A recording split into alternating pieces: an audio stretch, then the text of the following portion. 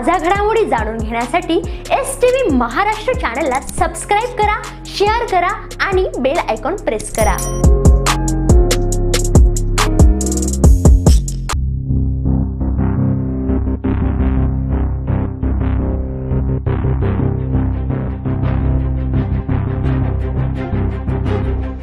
त्र्यंबकेश्वर मध्ये पत्रकारांना जबर मारहाण, 3 ते 4 जण जखमी। पार्किंग पावतीवरून झाला वाद, छगन भुजबळांकडून जखमींची विचारपूस। नाशिकमधील त्र्यंबकेश्वर येथे स्वामी समर्थ केंद्राजवळ काही पत्रकारांवर हल्ला झाल्याची धक्कादायक घटना समोर आली आहे। पार्किंग मध्ये प्रवासी गाड्यांच्या पावत्या फाडणाऱ्या गुंडांनी हा हल्ला केल्याचे वृत्त आहे। या हल्ल्यात 3 ते 4 पत्रकार जखमी झाले असून त्यांच्यावर रुग्णालयात उपचार सुरू आहेत। राज्याचे अन्न व नागरी पुरवठा मंत्री छगन भुजबळ यांनी हल्ल्यात जखमी झालेल्या पत्रकारांची भेट घेत विचारपूस केली। तसेच त्यांनी आरोपीवर कारवाई करण्याच्या सूचना नाशिकच्या पोलीस अधीक्षकांना दिल्या आहेत। या संबंधीच्या वृत्तानुसार काही पत्रकार त्र्यंबकेश्वर येथे गेले होते। स्वामी समर्थ केंद्राजवळ प्रवासी गाडी पार्किंग पावत्या फाडणाऱ्यांसोबत वाद झाला।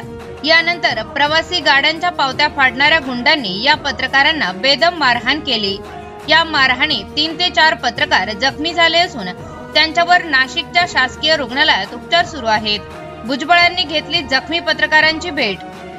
या घटनेची माहिती मिळाल्यानंतर राज्याचे अन्न व नागरी पुरवठा मंत्री छगन भुजबळ यांनी जखमी पत्रकारांची रुग्णालयात जाऊन भेट घेतली।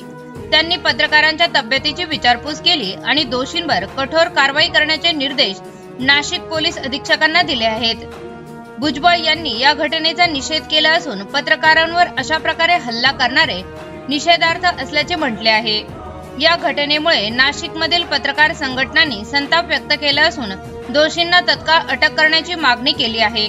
या घटनेची पुढील चौकशी पोलीस करत आहे। याबाबत पत्रकार योगेश खरे यांनी माध्यमांशी बोलताना सांगितले की त्र्यंबकेश्वर मध्ये प्रवेश करण्यासाठी काही फी आकारली जाते। ही फी पर्यटकांकडून वसूल केली जाते। या वसुलीसाठी काही मुले ठेवली आहेत। आम्ही साधू महंतांची एक बैठक कव्हर करण्यासाठी जात असताना ही घटना घडली।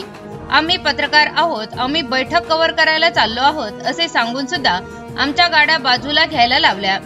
तुम्ही पत्रकार असो वा कुणीही असो, तुमच्या गाड्या सोडणार नाही, इथे यायचे नाही असे मुलांनी सांगितले।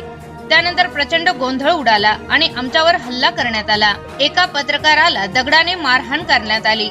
त्यानंतर तिथे असलेल्या मुलांनी अजून काही मुले जमा केली। त्यानंतर सर्व पत्रकारांना मारहाण करण्यात आली। या घटनेनंतर महाराष्ट्रभर पत्रकार संघटनांनी निषेध व्यक्त केला असून आरोपींना तत्काळ अटक करून त्यांच्यावर कठोर कार्याची मागणी होत आहे।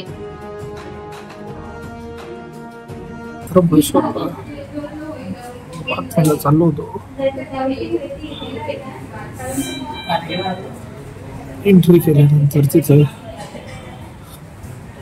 पावतीवाले होते। योगेश सरांनी सांगितलं का प्रेसवाले जाऊ दे। योगेश सरांची त्याची शिवीगाळ झाली। योगेश सरांना त्यांनी मारलं। आम्ही सोडासोडी करायला लागलो। ते शिवगाळ केली। 4-5 जण आले, मारायला सुरुवात केली। दगडाने मारलं।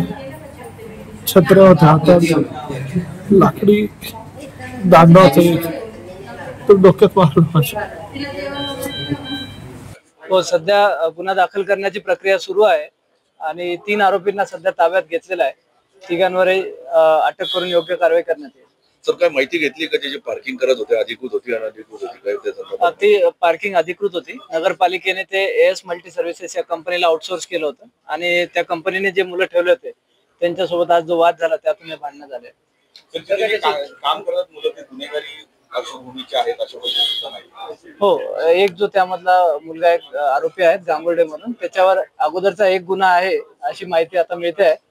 त्यामध्ये मी सविस्तर तुम्हाला आता सांगू शकणार नाही, पण एक गुन्हा या अगोदर त्यापैकी एका आरोपीवर अगोदर दाखल आहे। पण गुन्हेगारी पार्श्वभूमीच्या लोकांना कामावर ठेवणं आहे, आपण त्या कंपनीला काही सांगू किंवा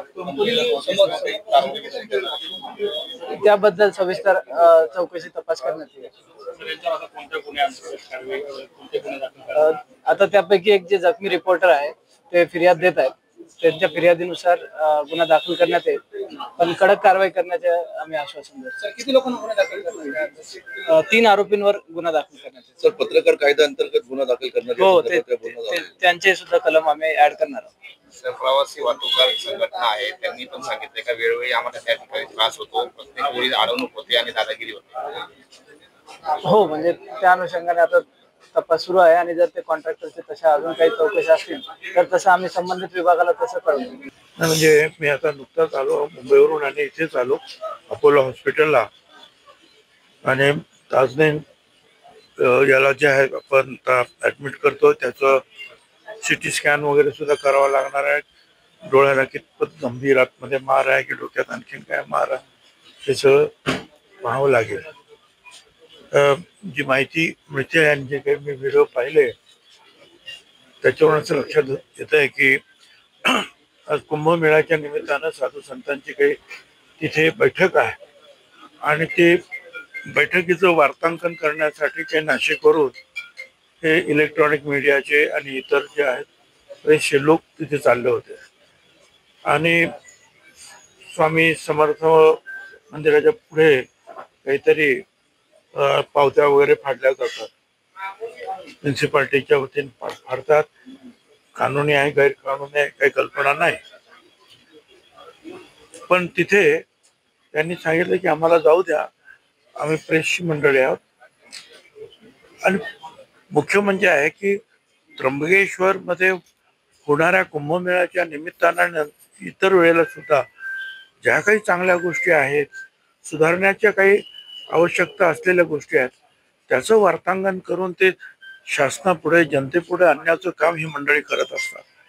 आता तुम्ही यांना जर दूर ठेवलं त्र्यंबकेश्वर पासून या सर्व मीडियाच्या लोकांना, तर त्र्यंबकेश्वर नावच वर्तमानपत्रात येणार नाही.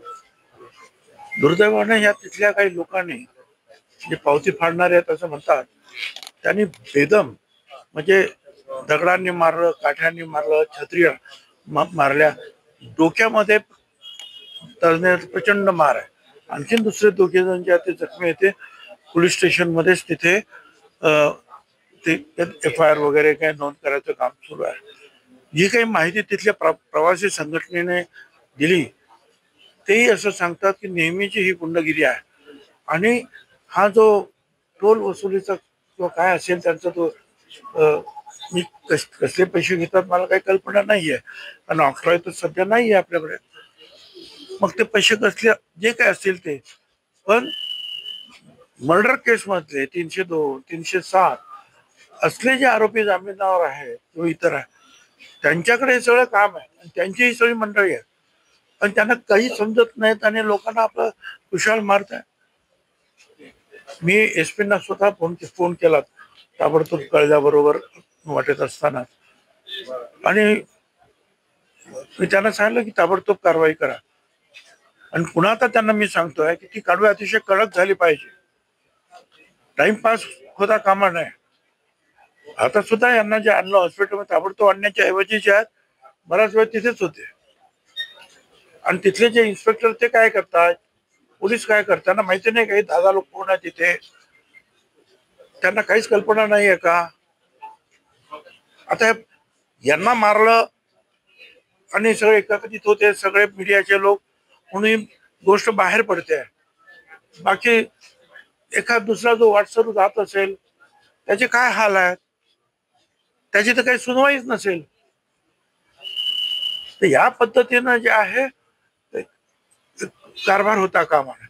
म्युन्सिपाल्टीने सुद्धा अशा प्रकारच्या लोकांचा ताबडतोब जर त्यांना काय ठेका दिला असेल तर तो रद्द केला पाहिजे. तेव्हा मी पोलिसांना सांगणार आहे की जर अशा प्रकारचे लोक कामाला ठेवले असतील आणि असे प्रकार घडत असतील तर ज्यांनी त्यांना अथॉरिटी दिलेली आहे त्यांना सुद्धा जे आहे विचारपूस झाली पाहिजे, त्यांची सुद्धा चौकशी झाली पाहिजे. आणि ठीक आहे, तर आम्ही सगळे आहोत आणि पत्रकारांना सुद्धा मी सांगतो आपण काळजी करू नका. आम्ही सगळ्या प्रकारचे जे आहेत वेगवेगळ्या लोक म्हणजे पोलिसांशी आणि यंत्रणेशी बोलतो, काही त्रास होणार नाही. आणि आपले जे इतर जे आहेत सवंगडी आहेत दुसरे 2 जण तिकडे त्यांना पण आणून पूर्णपणे पुन्हा एकदा इथे चेक करून घ्या व्यवस्थित, कारण आज आता बरं वाटेल आणि मग परत संध्याकाळी किंवा रात्री त्रास होईल असं काही होता कामा नये.